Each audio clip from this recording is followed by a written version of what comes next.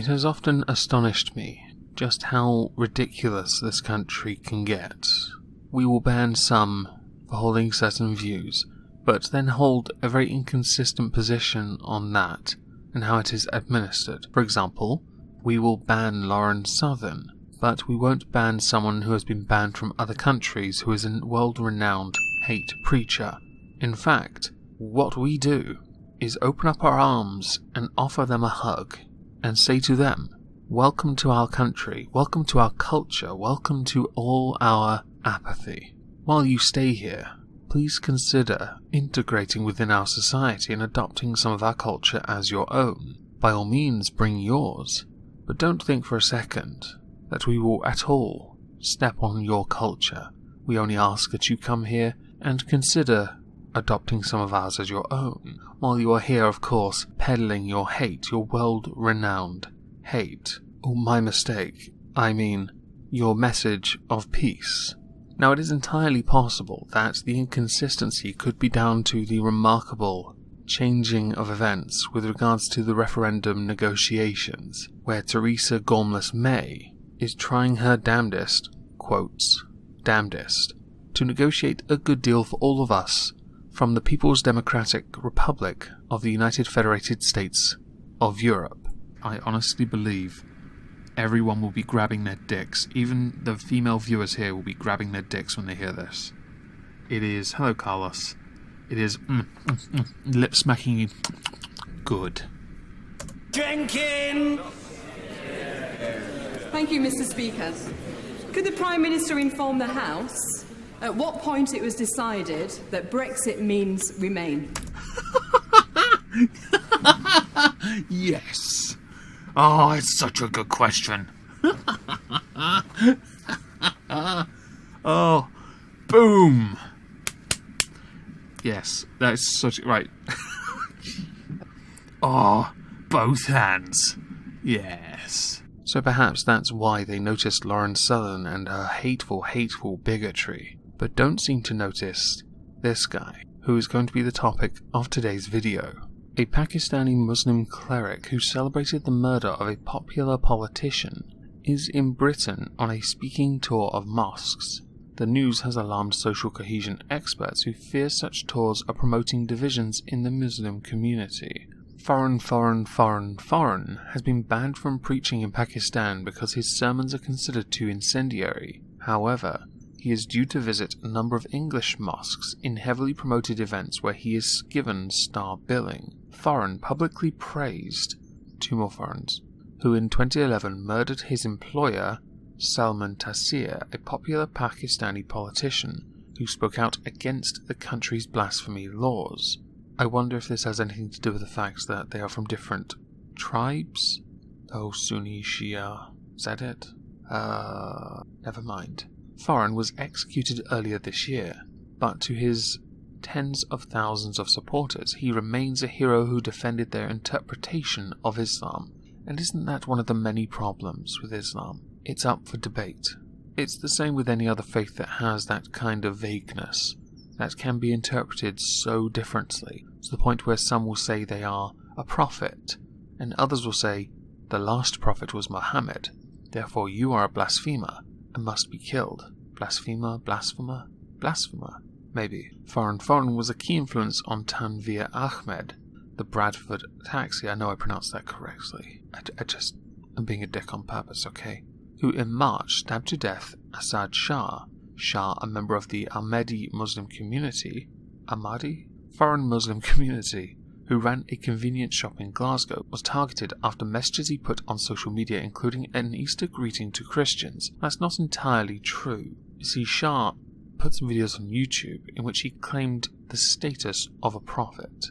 Now, because Orthodox Sunni Muslims believe that Muhammad was the final one, Ahmed regarded Shah's claims as blasphemous and disrespectful to Islam. So it wasn't just the Easter greeting. It was because they are from two different interpretations of Islam. I remember the outcry because it was a dead Muslim, but the first thing I remember thinking was, can you imagine if that was a Christian?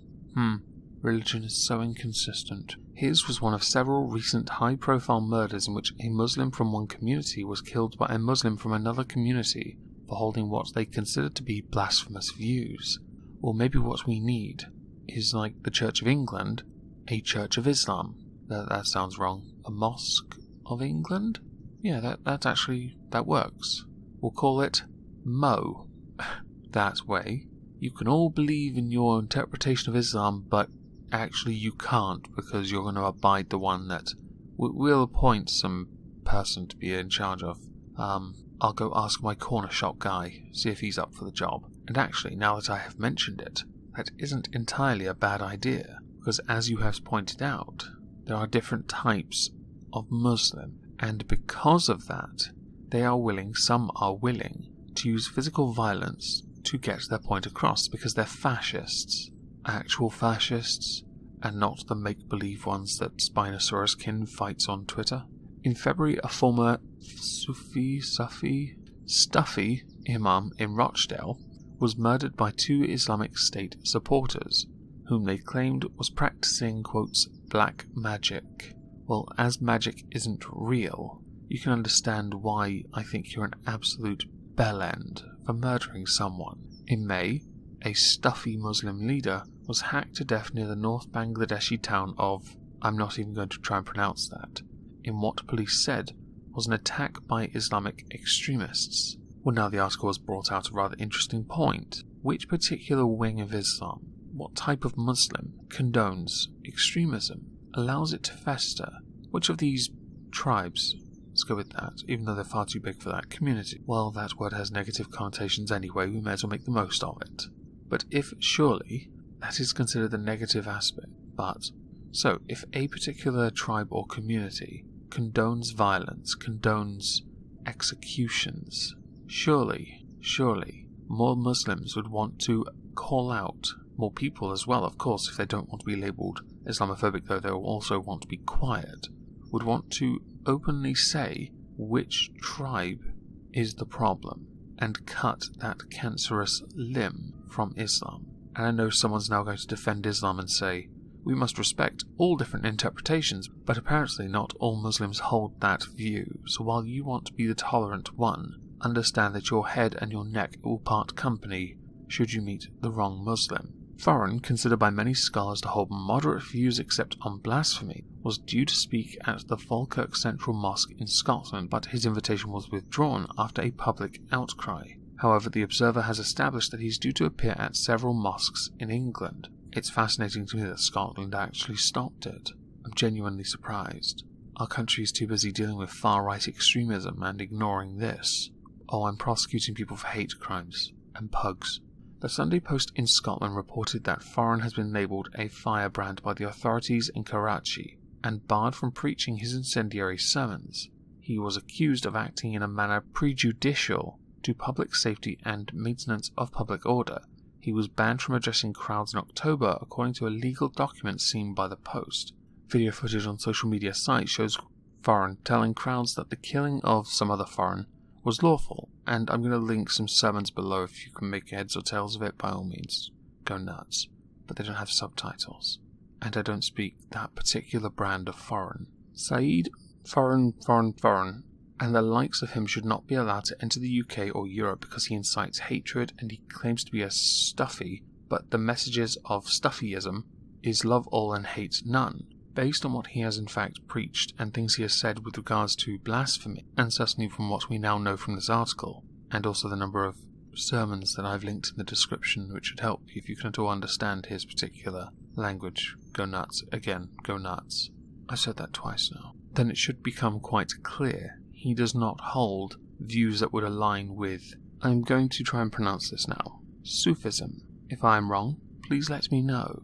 Now it's important to note, and it's one thing that this article doesn't seem to acknowledge, and that is that not all Sufis are pacifists. Not all are peaceful. In fact, history shows that they are not peaceful at all. If you want to go back through history, you can go back to 1240, where 2 Sufi sheikhs mobilized nomadic Turkmen against the Seljuk rule in what is modern-day Turkey, demanding a revival of pure Islam. And this continued in the 15th and 16th centuries where more Sufi masters led uprisings in the Ottoman Empire against the lax official Islam. So I do want to be clear here. While he is a Sufi, and others will say he is not because he preaches hate, because of the blasphemy part especially, it isn't entirely accurate that all Sufis are peaceful like the article is leading you to believe. By the way, there are many more instances of Sufis being vicious, but some, well, referring to British colonials, so I don't know if that's so much a vicious thing or fighting for your own independence thing, and I need more time to research it, as history's not my thing. Oh, goddowns. In your arse. Imagine my shock